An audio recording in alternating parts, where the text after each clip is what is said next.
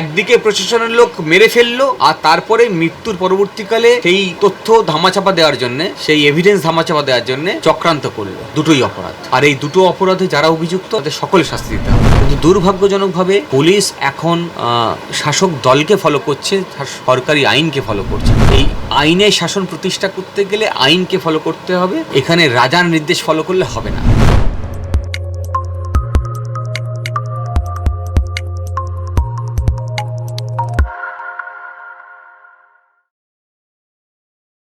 ঘটনা সম্পর্কে আপনি কি বলবেন? নৃশংস এই ধরনের ঘটনা পশ্চিমবঙ্গে এটার কোনো নতুন ঘটনা নয়। আইনজীবী হিসেবে আমার কাছে পশ্চিমবঙ্গের বিভিন্ন প্রান্ত থেকে যে ধরনের ঘটনাগুলো এখনও পর্যন্ত এসছে, বিগত 1-2 বছর যদি দেখি আমি পরিসংখ্যানগুলি, তাহলে এই ধরনের কাস্টোডিয়াল ডেথ অনবরত হচ্ছে। এবং যারা শাসক পুলিশ, যাদের কাজ হচ্ছে অপরাধকে দমন করা এবং অপরাধ হলে সঠিকভাবে তদন্ত করে অপরাধীকে বিচারের কাঠগড়ায় দাঁড় করানো, বিচারের যাতে মানুষের কাছে বিচার পৌঁছানো যায়, সেই পুলিশ তারা অপরাধীর ভূমিকায় আছে। ফলে সাধারণ মানুষ যারা এই ধরনের আইনের শাসন প্রতিষ্ঠার জন্যে অ্যাডমিনিস্ট্রেশনের উপর নির্ভর করে, তাদের জন্যে খুবই আতঙ্কের জায়গা পরিস্থিতি তৈরি হচ্ছে। আর যদি এই ঘটনাটাকে স্পেসিফিক্যালি ধরি, এ আরও ভয়ানক। কোনো অভিযোগ জমা পড়েনি থানায়, যার ভিত্তিতে তাকে অ্যারেস্ট করা যায়। এখন আপনারা জানেন নতুন আইন এসছে, নতুন যে সংহিতা আইন, সেই আইনে যদি কাউকে ওয়ারেন্ট না থাকে অ্যারেস্ট করা হয়, তাহলে সঙ্গে সঙ্গে তাকে অফিসার ইনচার্জের কাছে প্রডিউস করতে হবে এবং চেষ্টা করতে হবে যত সত্বর সম্ভব ম্যাজিস্ট্রেটের কাছে তাকে হাজির করা। এই ছেলেটিকে 21 বছরের একটি ছেলে, এই সিদ্দিকী, তাকে গ্রেপ্তার করা হলো কোনো অভিযোগ ছাড়াই, এবং যে অভিযোগ করেছে বলে শোনা যাচ্ছে তাকেও একই সঙ্গে গ্রেপ্তার করা হলো। তার সামনেই তাকে পেটানো হলো, রাতভর দুজনকেই আটকে রাখা হলো। তারপরে একজনকে দিয়ে অভিযোগ জোর করে লেখানো হলো মামলা সাজানোর জন্যে। তারপরে 24 ঘন্টার মধ্যে তাকে ম্যাজিস্ট্রেটের কাছে প্রডিউস করা হলো না। সাংবিধানিক অধিকার, 24 ঘন্টার মধ্যে তাকে ম্যাজিস্ট্রেটের সামনে হাজির করতে হবে, করা হলো না। আইনে লেখা আছে 24 ঘন্টার মধ্যে হাজির করতে হবে, করা হলো না। যখন তাকে থানায় বেধড়ক পেটানো হচ্ছে অনবরত, আগের দিন রাত থেকে তাদের পরিবারের লোকজন থানায় যায়, সেইখানে রফা হচ্ছে, পুলিশ তার বাড়িতে আবার আসে। 1,75,000 টাকা সঙ্গে বাড়িতে যা সোনা গহনা ছিল আর কি, সেগুলো সব পুলিশ নিয়ে যায়। কোনো সিজার লিস্ট তৈরি হয়নি। আর এই সমস্ত গহনা এগুলো সব নিয়ে যাওয়ার পরে সেগুলোকে পুলিশের ভূমিকা কি? পুলিশের ভূমিকা হচ্ছে নিয়েও আসতে হয়, তার তদন্ত করে ফিরে দেবে। কোনো জিনিস টাকা যদি উদ্ধার করে তার সিজার লিস্ট তৈরি হবে। তাহলে পুলিশ একজনকে গ্রেপ্তার করে থানায় পেটালো, তারপরে তাকে ফেরত নিয়ে এসে টাকা এক্সটর্ট করছে, হয় তুমি টাকা দাও নাহলে তোমাকে ছাড়বো না। আর একই সঙ্গে যা সোনা গহনা আছে সেগুলো সব নিয়ে চলে যাচ্ছে। তাহলে একাধারে সে চুরি করছে, একাধারে সে এক্সটর্ট করছে টাকা, হ্যাঁ, আর সঙ্গে তো আছেই হেফাজতের মধ্যে তাকে মারধর করে মৃত্যুর দিকে ঠেলে দেওয়া। ফলে নৃশংস ঘটনা। এই ধরনের পুলিশি ব্যবস্থা যদি চলতে থাকে তাহলে আমাদের সমাজের কোনো মানুষ সিকিওর নয়।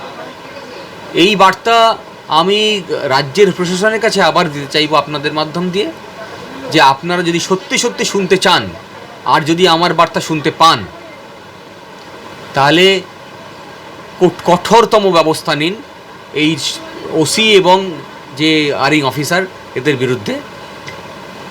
ফলে যদি তারা এই ব্যবস্থা না নেন, তাহলে সাধারণ মানুষের আস্থা পুলিশের উপরে হারিয়ে যাবে, হারিয়ে গেছে ইনফ্যাক্ট।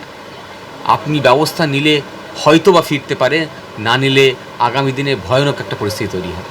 ময়নাতদন্ত নিয়ে আপনারা খুশি নন কেন?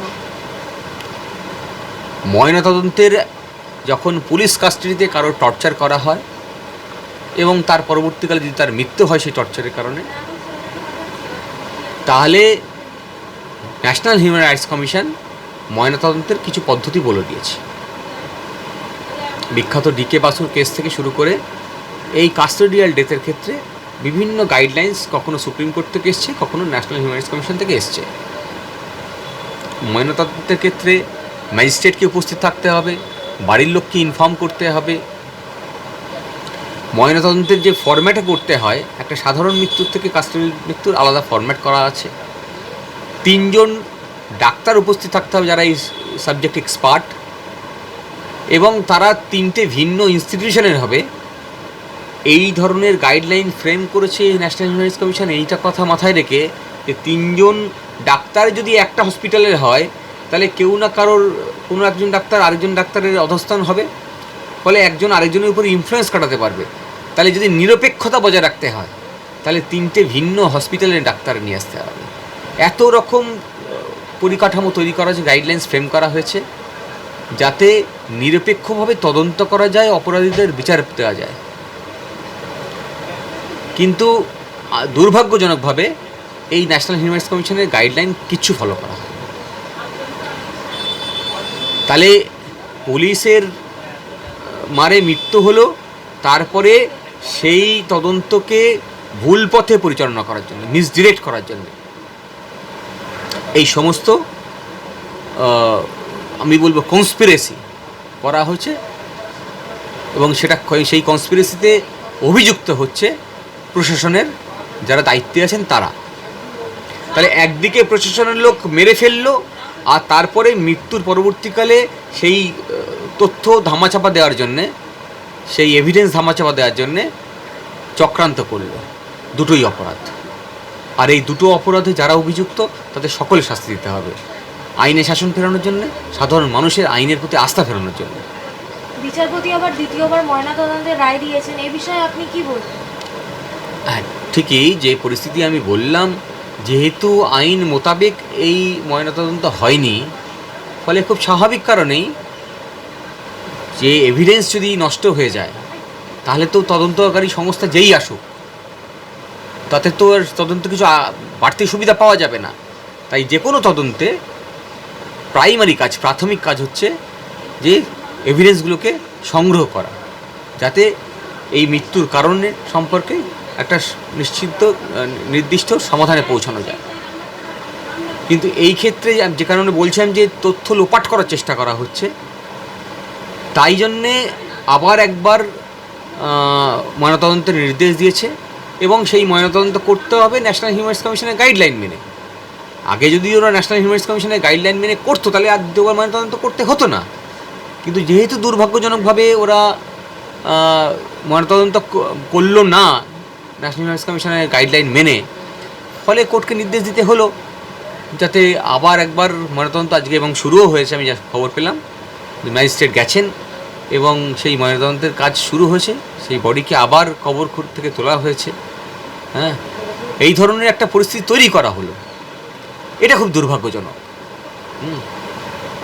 তাহলে পুলিশের ভূমিকা কি এই ঘটনায়? পুলিশের ভূমিকা তো সম্পর্কে তার বলার অপেক্ষা রাখে না।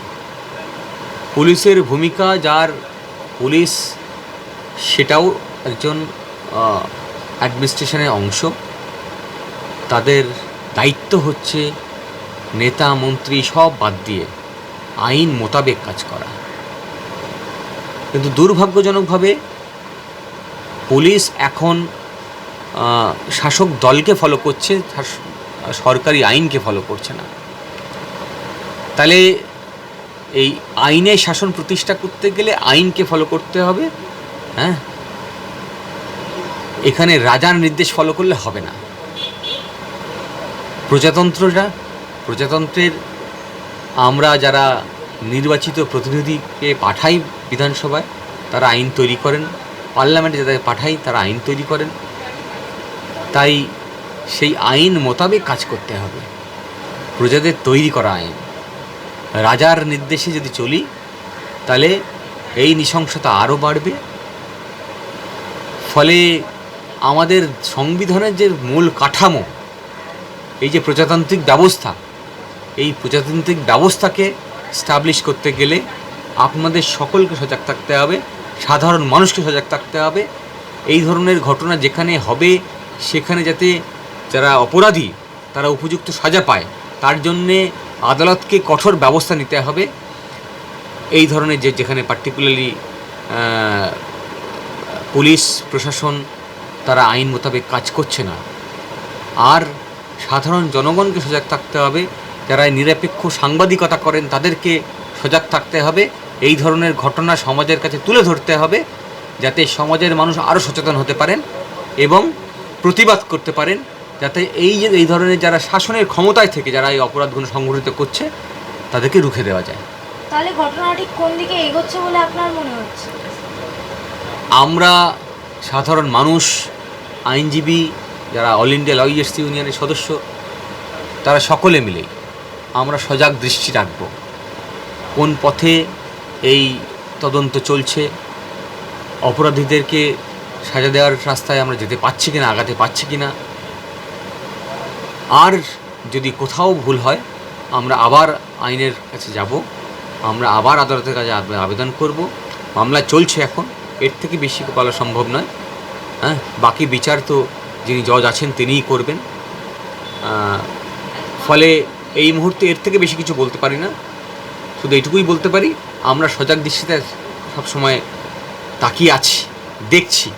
আপনারাও থাকুন, যাতে অপরাধীদের সাজা দেওয়া যায়, অপরাধকে দমন করা যায়, সমাজকে অপরাধ মুক্ত করা যায়।